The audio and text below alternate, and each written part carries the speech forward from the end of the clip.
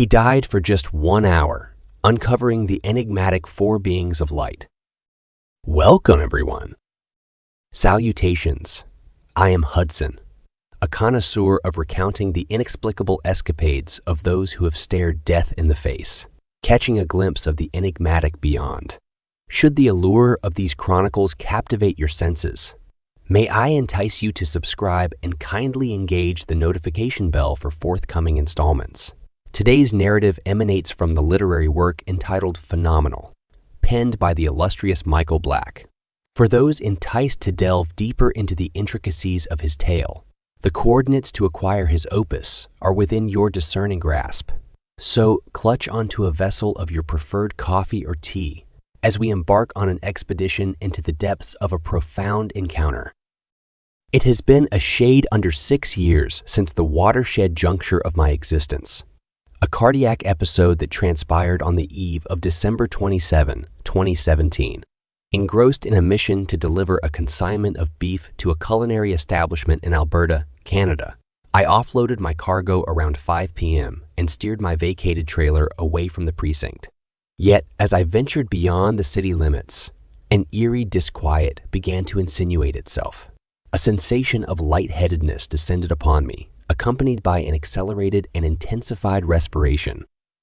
Wrestling with these disconcerting symptoms, I found myself lapsing into momentary lapses of awareness, only to resurface several minutes later, urgently seeking a secure refuge to pull over.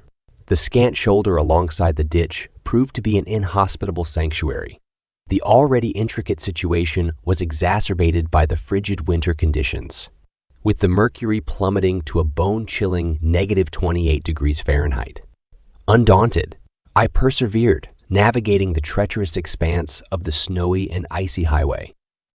Ultimately, I managed to adeptly guide the truck and its accompanying trailer into the ditch, grinding to a halt.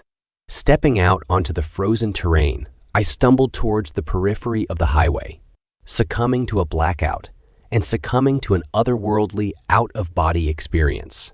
Obi. That spanned a perplexing 10 minutes. Upon my return to corporeal form, I ascended slowly. In the realization that my mobile device had vanished, I retraced my steps, discovering it lodged beneath the gas pedal.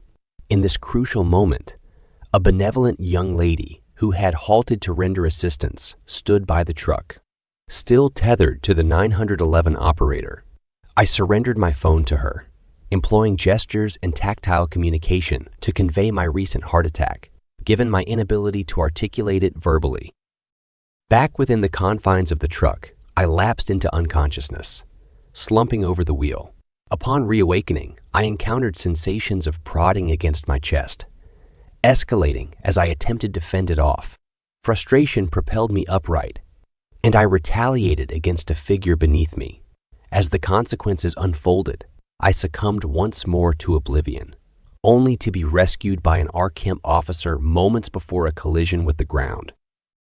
Emergency responders swiftly attended to me in an ambulance, administering morphine for a cardiac ordeal. In the hospital, after a 35-minute struggle, the cardiology team pronounced my demise. Amid this ordeal, a transcendental journey unfolded, conscious within a golden ambience, guided by an external influence. The mist transformed through varying hues, revealing a stone-lined corridor in a dim expanse.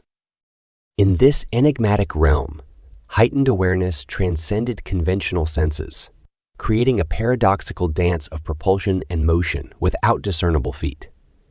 The corridor, 5 feet wide, featured intricately arranged oval-shaped stones with an immaculate jet black hue. As my ethereal journey continued, the stones transformed into light brown rectangular blocks, leading to a revelation: a smoky yellow stained glass window, offering a glimpse of a panoramic marvel beyond. The breathtaking valley, resembling a post-thunderstorm luminescence, unfolded with mountains, forests, and an azure sky.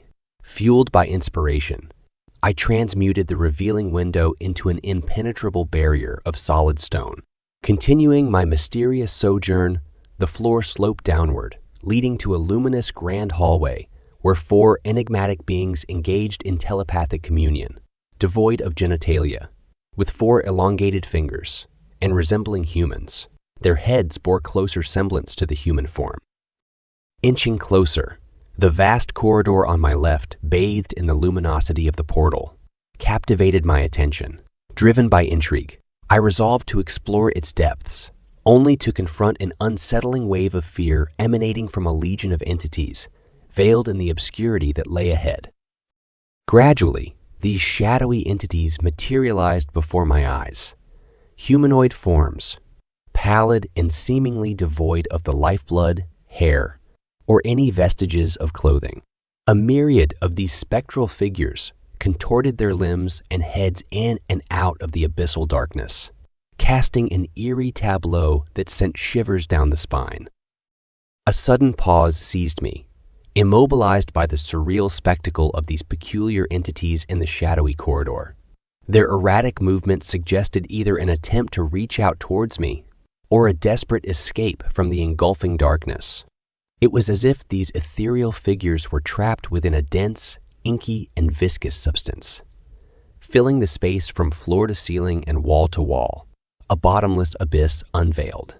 The entities appeared to grapple with an unseen force, as if warding off the inexorable descent into the murky depths of the viscous sludge. Abruptly, an abyss of profound dread engulfed me, an all-encompassing surge of agony, intertwining with numbing and tingling sensations that cascaded throughout the entirety of my corporeal vessel. This disconcerting ordeal, undulating in erratic waves, compelled an immediate retreat from the foreboding corridor that stretched into the unknown. A hasty pivot directed me towards the luminous portal, where the enigmatic quartet persisted in transmitting cryptic telepathic missives, imploring my participation. Yet, the closer my approach, the further they receded into the escalating luminosity, shrouding their forms in an elusive dance of shadows.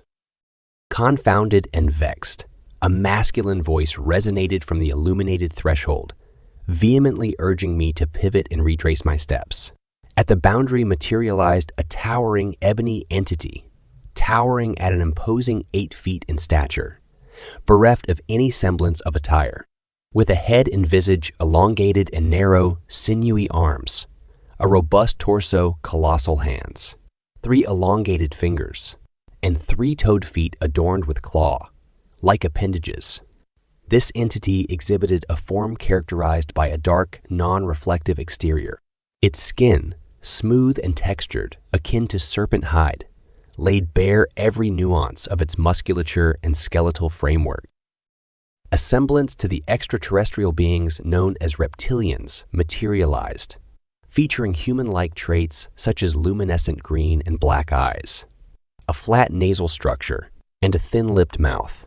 In the wake of my approach, the white-shrouded figures withdrew. Another hooded presence entered the scene, standing at a height of 6 to 7 feet, mirroring the appearance of a mature gray alien. Communication ensued, emphasizing the imperativeness of departure. The reptilian, unwavering in his determination to seize me, emerged from the brilliance but hesitated, maintaining a prudent distance of approximately 8 to 10 feet. Significantly, he refrained from fully stepping beyond the confines of the portal, perpetually anchoring 1 foot on its precipice. Swiftly, his gaze reverted to the radiant source. The diminutive entities implored his prompt return. It was time to exit. With a final disapproving gesture, he oscillated his head and flailed his appendages, conveying his displeasure. Reluctantly, he re-immersed himself into the luminosity to reunite with the others.